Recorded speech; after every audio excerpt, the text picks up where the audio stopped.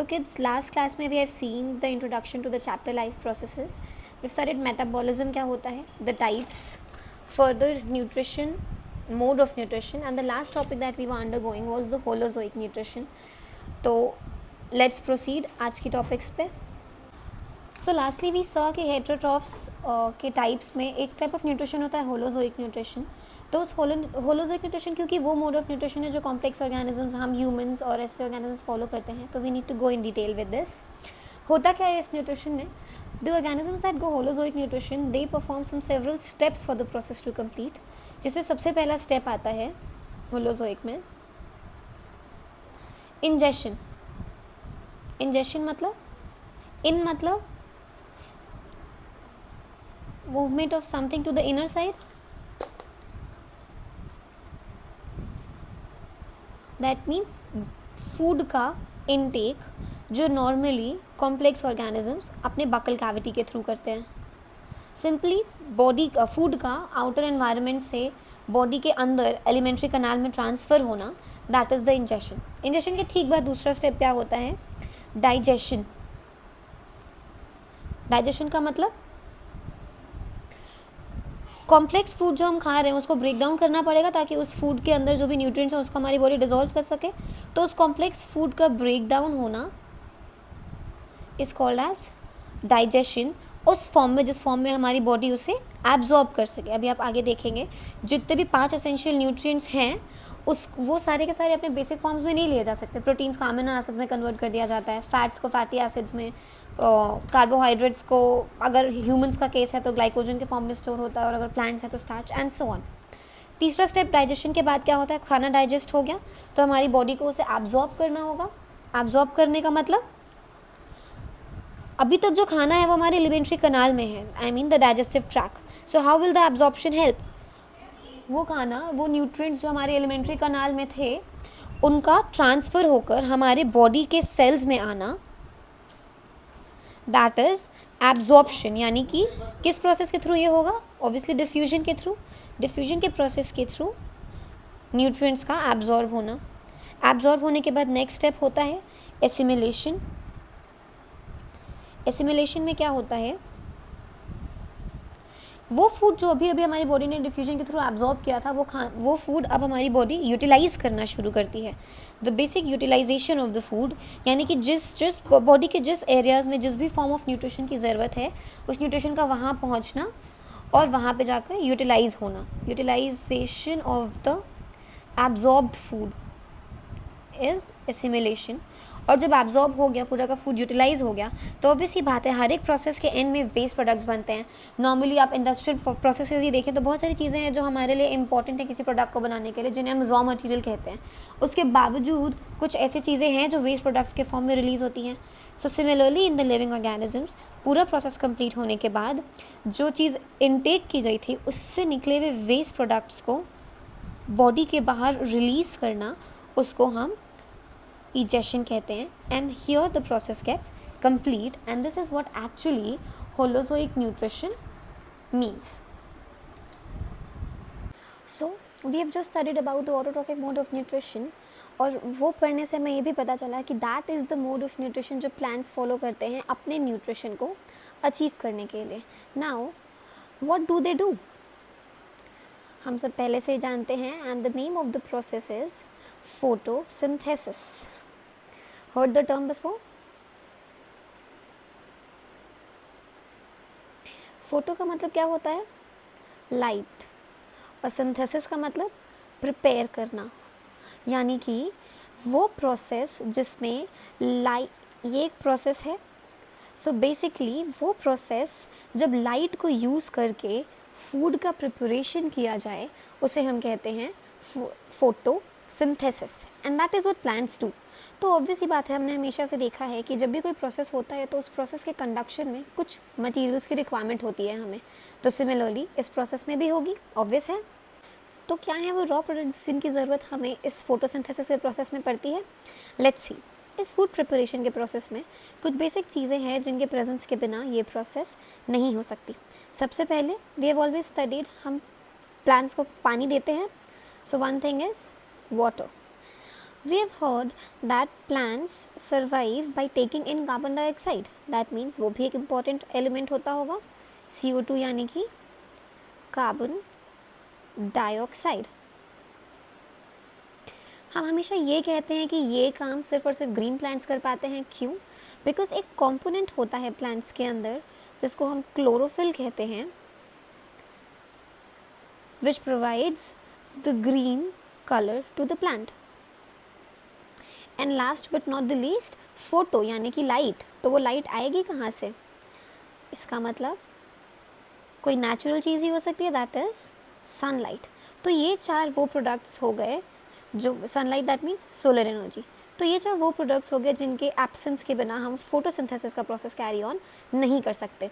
तो let's see कि कैसे कैसे ये प्रोडक्ट्स कंबाइन करते हैं and what is then produce, जिसको हम प्लांट का फूड कंसिडर करते हैं। तो एक बहुत ही बेसिक सा रिएक्शन है that occurs for the photosynthesis to happen. क्या है वो रिएक्शन? जब कार्बन डाइऑक्साइड वाटर से कंबाइन करता है, किसके प्रेजेंस में? सनलाइट और क्लोरोफिल के प्रेजेंस में, तो वो क्या प्रोड्यूस करता है? फूड प्रोड्यूस करता है। फूड क्या? Glucose in case of plants. और साथ ही साथ we have always said that plants oxygen release करते हैं, ऑक्सीजन को वो रिलीज कर देता है। So this is the reaction that a plant does while it performs the process of photosynthesis. Now what, अब यहाँ पे अगर हम देखें तो कार्बन का एक मॉलिक्यूल दिया तो 6 वापस क्यों ले लिया? कभी ऐसा पॉसिबल है क्या कि हम किसी शॉप पे जाएं कुछ ख़रीदने के लिए और हम 10 रुपये देकर 60 रुपीज़ का सामान ले आएँ? वो तो नहीं पॉसिबल है ना। सिर्फ एक ही तरीका है कुछ घपला करने का, और अच्छे बच्चे वो चीज़ें तो करते नहीं हैं।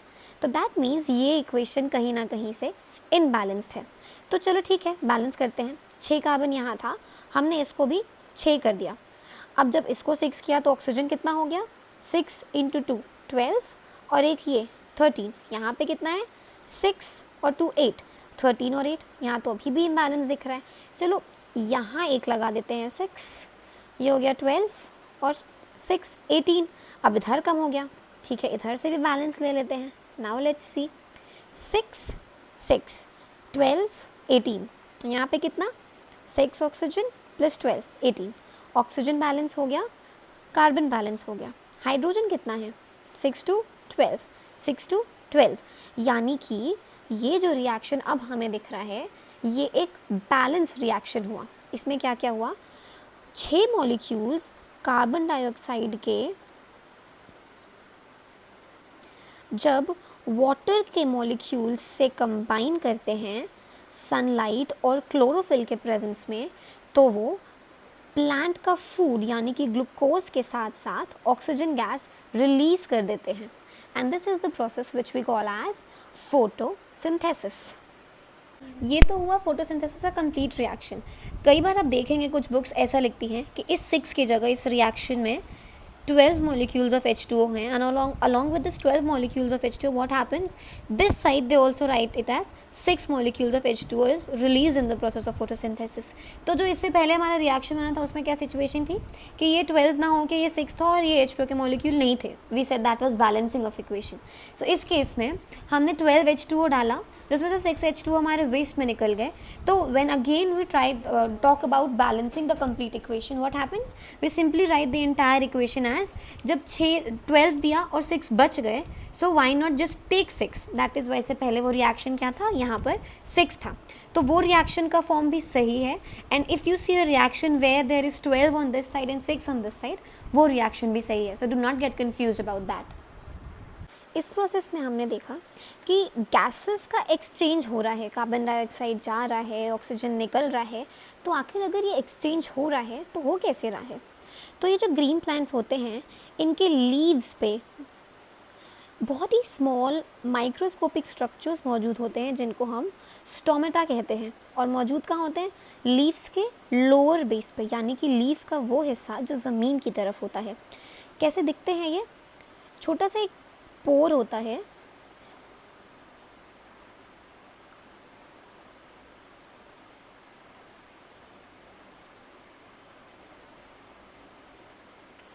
ये होती हैं इसकी एक्सेसरी सेल्स।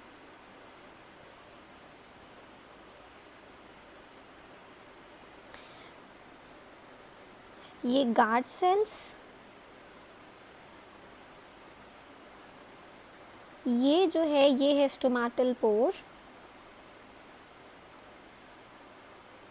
और इस गार्ड सेल के ऊपर ये जो छोटे छोटे सर्कल्स दिख रहे हैं आपको, ये है क्लोरोप्लास्ट। सो ये वो स्ट्रक्चर है जिसके थ्रू ये गैशियस एक्सचेंजेस प्लांट्स परफॉर्म करते हैं। That is called as stomata. What is stomata? A tiny pore present over the surface of the leaves which helps the plant to exchange the gases. So here we are done with photosynthesis and how does this occur? अब ये पूरा का पूरा जो photosynthesis का process हमने पढ़ा, ये हमें पता है कि हो रहा है, प्लांट्स में हो रहा है, पर प्लांट इतना छोटा तो नहीं है, it also has multiple parts. तो एक्चुअली में ये जो रिएक्शन कैरी डाउन किया जा रहा है ये हो कहाँ रहा है? Any guesses? गेस क्या? बहुत ऑब्वियस ही बात है, हमने हमेशा से we have always studied that leaves are the site of photosynthesis, leaves में फोटोसिंथेसिस होता है। पर क्या ये एग्जैक्टली इसी तरीके से बोला जाना चाहिए कि साइट ऑफ फोटोसिंथेसिस लीव्स हैं? एक्चुअली में what happens, site of photosynthesis leaves से ऊपर क्लोरोप्लास्ट है। क्लोरोप्लास्ट अगर आपको याद हो, क्लास 9th में आपने सेल्स में पढ़ा था, it is a form of plastid. So what happen, this entire reaction that is occurring of photosynthesis occurs where? In the chloroplast. Chloroplast is that cell organelle which contains the chlorophyll, और chlorophyll ही वो green pigment है plant का जो उसके अंदर मौजूद sunlight, sorry जो एनवायरनमेंट से मिलने वाले सनलाइट को एब्जॉर्ब करती है। वो सनलाइट एब्जॉर्ब होती है, उसके बाद वहीं उसी साइट पर पूरा का पूरा ये रिएक्शन कैरी ऑन किया जाता है। So just now we studied कि ये जो फोटोसिंथेसिस का प्रोसेस हो रहा है वो कहाँ हो रहा था? लीफ के अंदर जो क्लोरोप्लास्ट मौजूद है उसके अंदर। तो कैसे मौजूद होते हैं ये? Let's study the internal structure of the leaf. Suppose एक लीफ है नॉर्मल, जैसे कि हम देखते हैं, अगर उस लीफ का एक सेक्शन क्रिएट किया जाए और उसको इस तरीके से एक सेक्शन में कट किया जाए तो वो कैसे दिखेगी? हमने पहले भी पढ़ा है कि टिश्यूज़ में वो which tissue in the plants makes the outermost या द कवरिंग और the packaging layer? Epidermal cells. तो ये जो लेयर होगी ये हम मान लेते हैं कि एपिडर्मल सेल्स हो गई लीफ की, अपर एपिडर्मल लेयर। ठीक है, अब ये जो अपर एपिडर्मल लेयर है, इसके अगर आपको याद हो तो इसके ऊपर एक बहुत ही पतला सा स्लाइमी सा लेयर मौजूद होता है जिसको हम क्यूटिकल कहते हैं। इस एपिडर्मिस के अंदर अब जो mesophylls layer make the inner structure and the inner cells of the entire leaf. So इसके अंदर जो मीजोफिल सेल्स होंगी वो दो लेयर्स में मौजूद होंगी। पहली लेयर होती है पैलिसेड सेल्स की और दूसरी होती है स्पॉन्जी सेल्स की। ये हो गई पैलिसेड सेल्स, इसी तरीके से ओरिएंटेशन में रहेंगी वो।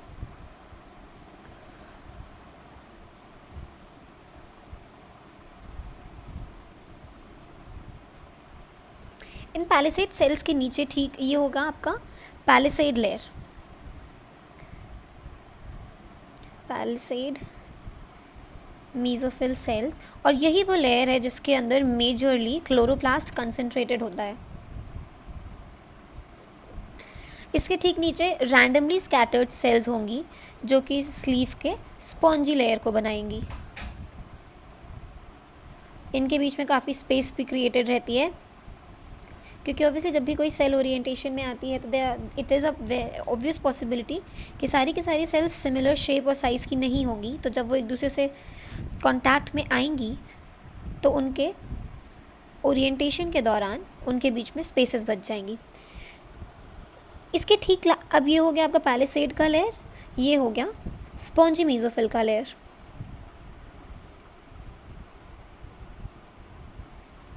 स्पॉन्जी मीजोफिल का लेयर मैंने आपको स्टोमेटा पढ़ाते वक्त बताया था कि स्टोमेटा का एक्चुअल लोकेशन क्या होता है, इफ़ यू रिमेंबर। तो अगर स्पॉन्जी लेयर बन रही है तो नीचे ख़त्म हो जाएगा ना, यानी कि फिर से एक कवरिंग लेयर आनी चाहिए, that is the epidermal layer. ये जो है ये हो जाएगा आपके लीफ का लोअर एपिडर्मिस। मैंने आपको बताया था कि जो नीचे वाली लेयर होती है लीफ की वहाँ पर स्टोमेटा मौजूद होता है हमेशा। So now what we will see कि यहाँ पे एक स्टोमेटल पोर है जिसको गार्ड कर रही हैं ये अगल बगल सारी मौजूद स्पॉन्जी सेल्स।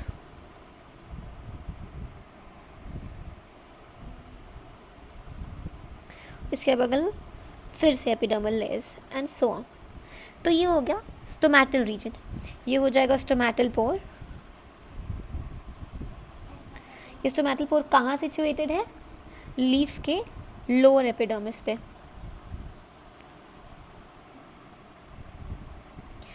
तो this is how the section of the leaf looks. ये अपर एपिडर्मिस, उसके ऊपर क्यूटिकल, अंदर अपर एपिडर्मिस के ठीक अंदर मीजोफिल सेल्स होती हैं जो कि 2 लेयर में होती हैं। एक पैलिसेड की लेयर जिसमें बेसिकली सारा का सारा क्लोरोप्लास्ट कंसंट्रेटेड होता है और दूसरा स्पॉन्जी मीजोफिल्स।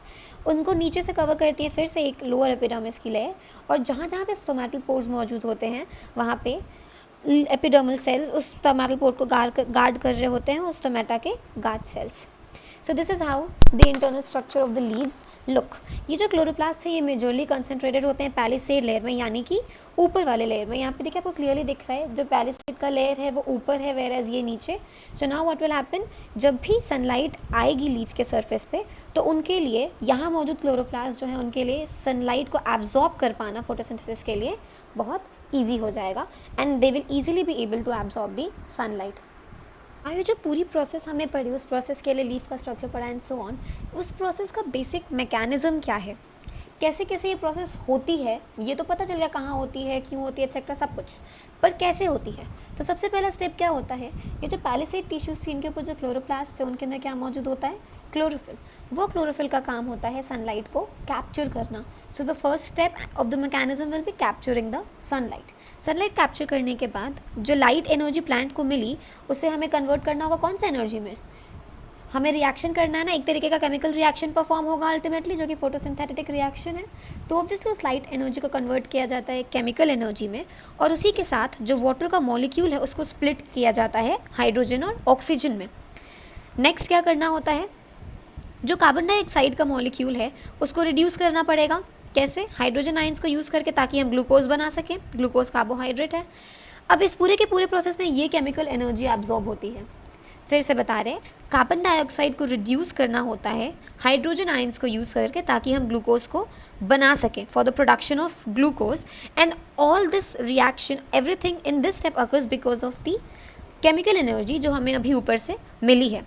हाइड्रोजन आयंस प्रोड्यूस कैसे होंगे, ये जो हाइड्रोजन आयंस यहाँ पे आ रहे हैं ये कैसे प्रोड्यूस हो रहे थे, अभी हमने देखा कि वाटर को ब्रेक किया जाता है हाइड्रोजन और ऑक्सीजन में। वो ब्रेक कैसे होता है, हाइड्रोजन के मॉलिक्यूल्स का फोटोलिसिस जब हो, फोटोलिसिस का प्रोसेस जब कैरी ऑन किया जाता है, सो व्हाट हैपन्स, दो water molecules are capable of giving 4 ions of hydrogen and along with that oxygen gas is released। तो फिर से क्या होता है, हमारे पास 4 आयंस आ गए। अब ये 4 हाइड्रोजन आयंस कार्बन डाइऑक्साइड को रिड्यूस करेंगे, ताकि ये कार्बन डाइऑक्साइड इन टर्न एक ऑर्गेनिक प्रोडक्ट यानी कि ग्लूकोज जो कि फूड है प्लांट का उसको प्रिपेयर कर सके। और जब सारा के सारा चीज़ें हो जाएगा तो ultimately the reaction which we have studied before that occurs. Carbon dioxide के साथ वाटर के मॉलिक्यूल्स कंबाइन करेंगे, सनलाइट और क्लोरोफिल के प्रेजेंस में प्लांट का फूड बनाएंगे और ऑक्सीजन को रिलीज़ कर देंगे। ये कार्बन डाइऑक्साइड को रिड्यूस कौन कर रहा है, इस वाटर के फोटोलिसिस से जो हाइड्रोजन आयंस मिलेंगे वो रिड्यूस करेगा, and then we will get the product. अब ये जो पूरा का पूरा प्रोसेस हो रहा है, अगर ये हो रहा है तो इसके होने का कुछ तो रीज़न होना चाहिए। हम सब, everything in this world that happens in this universe which is happening needs to have a significance. तो उसी तरीके से इस प्रोसेस के भी कुछ बेसिक सिग्निफिकेंस हैं। The first and the foremost, ये प्रोसेस क्या कर रहा है, प्लांट को फूड प्रोवाइड कर रहा है। तो सबसे पहला सिग्निफिकेंस हो गया कि ये प्रोसेस की इंपॉर्टेंस है प्लांट को फूड प्रोवाइड करना। दूसरा, लाइफ की सस्टेनेबिलिटी कैसे बनी हुई है। अगर ये ऑटोट्रॉफिक प्लांट्स नहीं होते तो क्या होता हम हेटेरोट्रॉफ्स का। हम सब तो अल्टीमेटली सारे के सारे ह्यूमंस और कॉम्प्लेक्स ऑर्गेनिजम्स जो हैं वो किस पे डिपेंडेंट हैं, इन प्रोड्यूसर्स पे, और ये प्रोड्यूसर्स सर्वाइव कर रहे हैं इस प्रोसेस की वजह से। तो लाइफ की सस्टेनेबिलिटी इस प्रोसेस की वजह से है। This is the process which helps the release of oxygen, और वो ऑक्सीजन हम हेटेरोट्रॉफ्स यूज़ करते हैं अलॉन्ग विद द न्यूट्रिशन। तीसरा है ग्रोथ। अगर ये प्लांट का फूड बना रहे हैं तो ऑब्वियसली यही रीज़न होंगे कि प्लांट ग्रो करेगा।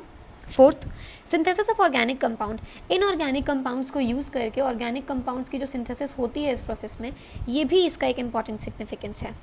And last but not the least, environment में, एटमॉस्फेयर में जो कार्बन डाइऑक्साइड मौजूद है उस एटमॉस्फेयर को फिक्स करके उससे ऑक्सीजन रिलीज़ करवाना, ताकि वो ऑक्सीजन हमारे लिए यूज़फुल हो सके। ये प्रोसेस सिर्फ और सिर्फ फोटोसिंथेसिस की वजह से हो पाता है. So these are the basic 5 significance of the process and by this we come to the end of the topic. अब तक हम ये जानते हैं कि हमारे लिए न्यूट्रिशन क्या है. लाइफ प्रोसेसेस में पहला life processes regarding the plants is complete. Photosynthesis, उसका सिग्निफिकेंस, उसका mechanism, why, everything, we are done with this. So hope आपको सब कुछ समझ में आया हो. In case you have a problem with any of the aspects that has been taught, please mention in the comment section below. We shall get back to you with the solutions. Thank you and take care.